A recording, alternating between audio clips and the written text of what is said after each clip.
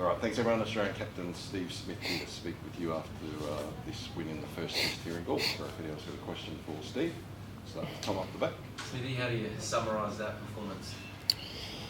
Yeah, it was a really good performance from the outset. I thought the way we started the game, Travis and Usman's partnership, Travis, the way he came out and put them under pressure immediately, and obviously Usman's innings to score his first double hundred was outstanding, and the way he was able to do it was even more impressive. Playing on the horizontal plane, the vertical plane, using his feet at times, playing deep, defending well. It was beautiful to watch, and I was up the other end for a fair chunk of it, and just looked at ease the entire time. So I thought the way we started was great, and then obviously we had plenty of partnerships throughout to get to 650, which enabled us two opportunities to bowl them out without having to bat again. So Inglis, I thought again, on debut was outstanding.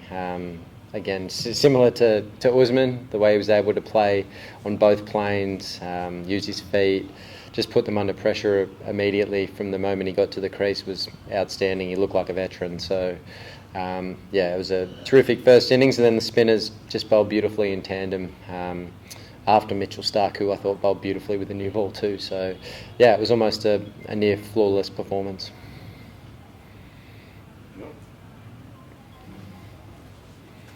Steve, you say a near flawless performance. Does it make it even more sweet, I suppose, remembering how difficult it can be to win and to have the right way of playing over here? Yeah, it can be difficult. And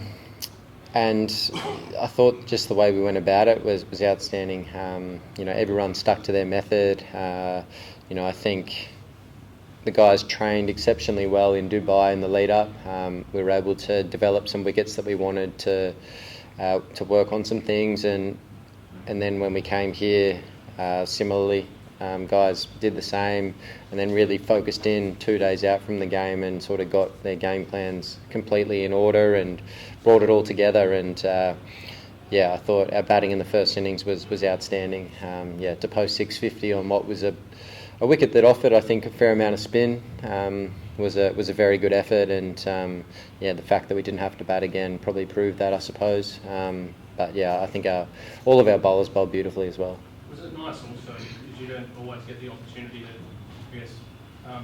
captain or work the tactics with your spin bowlers or a lot of runs on the board over here? Often, the games are closer or the runs have been harder to come by. Was that good as well to do? It's a lot of fun when you've got 650 on the board. You can kind of set some funky fields, try and force batter error as much as possible, and not be worried about getting hit for any boundaries and things like that. So that was a lot of fun. Rebo on the left. Steve, you're obviously batting out there for a fair while on day one and day two. What did you learn from the way their spinners bowled that you could then apply to your bowlers coming into the back half? I think it was just about controlling our lengths as much as possible. I thought we batted well. I didn't think they bowled badly by any stretch. There were certainly some really good spells, and we just batted really, really well. Put them under pressure, particularly the guys that were playing the sweep shot. That was tough to defend, I suppose. Uzi, I reckon, played almost probably 25% of his balls as sweep or reverse sweep. So it was difficult for them to set fields to, and Inglis was similar, Carey was similar. And then a couple of us went down the straighter plane and, did that well as well, I suppose. But, I think the key message to the spinners is just to bowl the ball in a good area for as long as you can, and there was enough in the surface, both skid-wise and spin-wise, the inconsistencies. So hit a good length, try and challenge the defence, and that's essentially it. Steve, just specifically on match tournament, there's these days almost a necessity to have a left-arm spinner in the side when you play on these pitches. To come back after 2 years and you bowl the way you did, what did you make of this performance? Firstly, I think a lot of credit's got to go to the surgeon that did his thumb. He's a magician, I think, not a surgeon. I think he just bowls nice balls consistently. I think, left arm spinners to in particular the right-hand batters. You know, it just works in the subcontinent. We've seen it from plenty of spinners from India, Jadeja, Akshar Patel, guys like that. Harath over here in Sri Lanka was a wizard. Jai Surya is a very good bowler. Guys that can take the ball away from the bat and present the threats of skid and spin and just bowl consistent balls. It's very dangerous. So look, he did a wonderful job when he got his opportunity in India, and he bowled beautifully again this game. I think he ended up with 9 wickets, I think. So it's pretty good effort. So I thought all the spinners worked really well together, and that's the beauty, I suppose, of having 3 frontline bowlers. You can sort of chop and change them as soon as one's not looking quite as effective, or the batter gets a bit of a read on them, or they get a little bit tired. You put the next one on and wait to see what's happening there and get a breakthrough and come back to the next one. And it's good fun juggling them. I quite enjoy that. Steve, we know that it probably wasn't Usman's summer at home, and I think you'd probably be the first to admit that, but even just as a mate, not a captain, how pleased were you to see a guy you've known for such a long time getting the runs again? Yeah, I mean, I thought he played beautifully. I think batting at the top of the order at the moment, in particularly Australia, is as hard as I've seen in my career. The amount of seam movement that's being operated, and then you throw into that, he's facing Jasprit Bumrah throughout the summer with a brand new ball, fresh every time. There's probably not much bigger threat in world cricket at the moment, or almost ever. He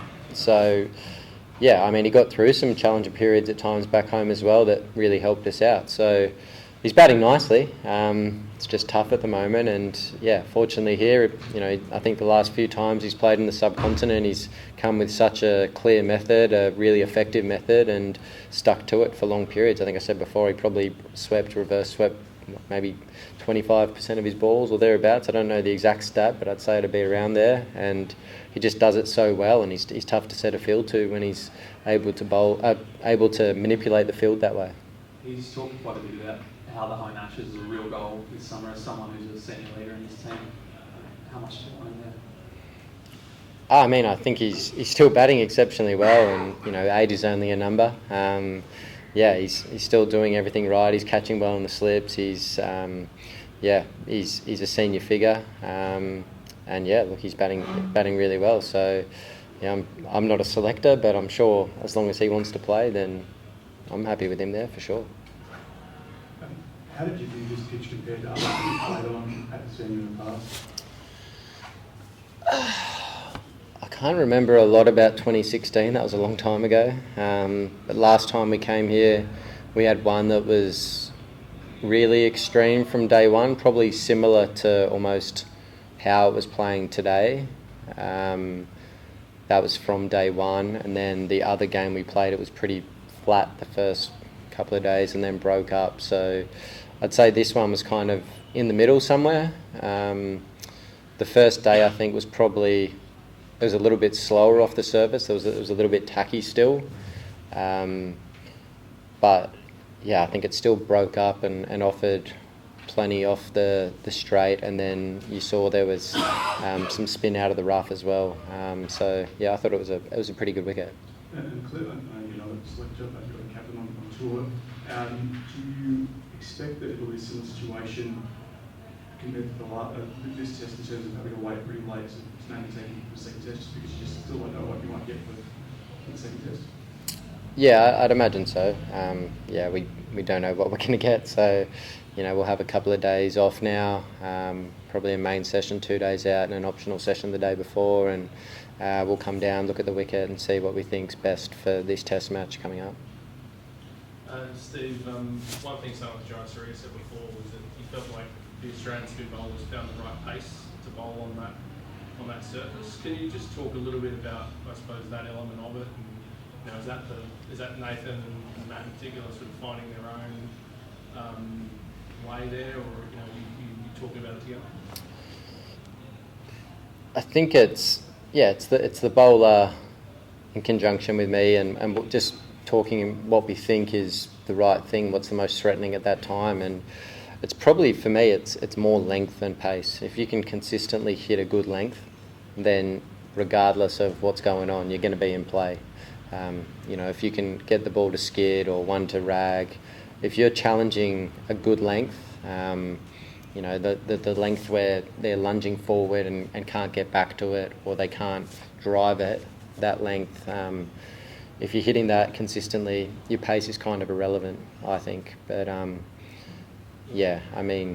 everyone's different the way they bowl and how it comes out of the hand. But yeah, for me, length is more important than pace. Last one, I think, Rambo. Steve, the rain yesterday, were you slightly concerned that you may run out of time, and that is there any of the planning that went into today factor in the fact you may get a result today? Not really. I think it was just letting the game take its course. We obviously had the luxury of a lot of runs on the board, and you could get creative and have a lot of men around the bat and try and force some errors. But outside of that, it was just kind of let the game take its course. We were fortunate enough to get some wickets really quickly. I think they might have lost like 7 for 17, I think, across the day today at one point. So, it's nice when you get those on a roll. It was one of those wickets that was really tough to start. So, as soon as we sort of got a breakthrough, we always felt we could get one quickly if we just put them under pressure straight away. And, the guys did a tremendous job. We do have one more, sorry. Sure. Last one. Steve, we've got the Water medal coming up pretty soon. Got a tip for who's going to take out the top award? Yeah, I'm going to go Travis Head. He's had a pretty good year in all formats, so that's my tip. Thanks, everyone. Thanks, Steve. Thanks.